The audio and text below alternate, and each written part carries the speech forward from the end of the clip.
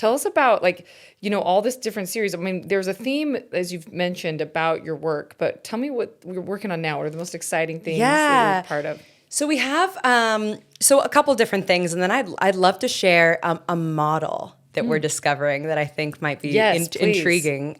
So we have a really everything that we're doing at Common Ground. It can do a full range as long as it authentically involves the community that we're featuring. The community we're featuring is also represented in the community who is creating it, right? It has to have that authentic line in.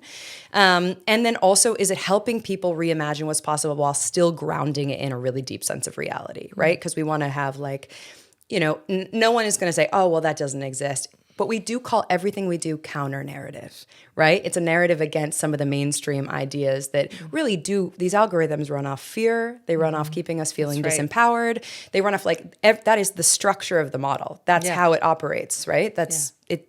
You have to fight against the other way, right? And so we really come in it's not, while you may see a peak of sunshine or some rainbow coming through, this is incredibly tactical. This is highly strategic, the approach to help shift culture at scale while introducing counter-narrative into the psyche. Because they have done so many studies, the latest studies on how you can reduce prejudice. The absolute number one way is to showcase intergroup dynamics, groups that are different from each other, having a positive experience together. Oh, beautiful. That is the way. It reduces prejudice by almost 50%. Above anything else. Wow. Because you are in a narrative space in your mind where you're able to sort of put yourself into this world, and suddenly you have a representation. You have some cognitive disruption of saying, actually, maybe I don't get exposed to this community, but now I can realize that there's people just like me on that side, or different enough that different doesn't have to feel scary, right? Yeah. And so feel good. Really, yeah, exactly. Yeah. And it helps people get more courage to operate outside of their bubbles because we're tribal beings, right? It's not inherently bad, but it does prevent us from being able to move in with courage and confidence outside of our bubbles. So it's very tactical, everything that we're doing. So we have right now, one that I'm really proud of is a film that we have out there that we've been very scrappy with. It is the only film right now on the market, a documentary called The Other. And it's the only film that has covered peace builders in Israel and Gaza from 7 years before October 7th and then after October 7th. Amazing. And it's winning festivals right now. We just won the Boston International Film Festival. Congrats. It's winning in Rome. It's because it's hitting something that is offering a third way of being. It doesn't pretend away from things, but it gives this, audiences have been describing it like a glass of water for the hope, a sense of hope and optimism about a potential future. Because obviously, we know how these stories go. We know how cyclical these natures is, and we know how real trauma compounds and creates this sense of deep dehumanization with each other. And it's just this way to show that there are decisions that can be made and people with the strength and ability to come in and help guide and shift a society that makes a different choice, right? And so I can't wait to share it with you guys. We're just getting a lot of momentum there and really realizing that this is a documentary that's meant to be viewed in community. It's meant to be viewed in dialogue with each other. And so we're looking at different metrics of success.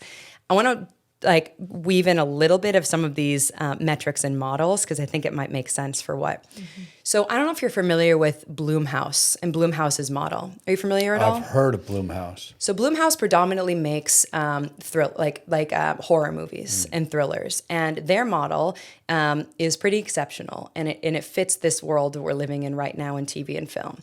TV and film, and I'll bring in Blumhouse, but TV and film right now is obviously at sort of our edge of we have over-leveraged. Money was really cheap during COVID.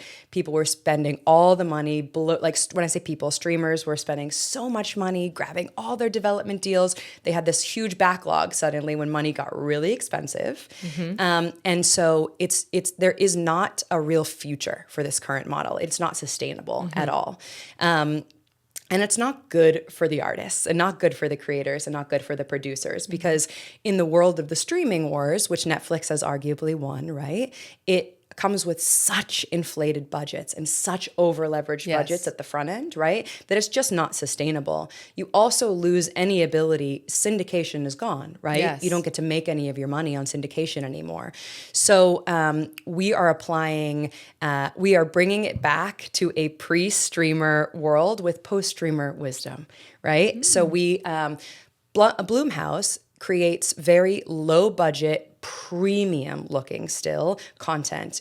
They bring in actors and incentivize actors and creators and directors, whoever's part of the creative process, to come into the model, and they own a stake of that model, and they have tremendous creative freedom. So it allows the actor or the director who wants to actually be creative and not just, there's obviously varying differentiations, but if I'm going to paint with broad strokes here, you kind of are just this like warm body following through with the studio's idea sometimes. To go from your original idea, if it makes it all the way through post, that's a rarity, right? With all the notes involved.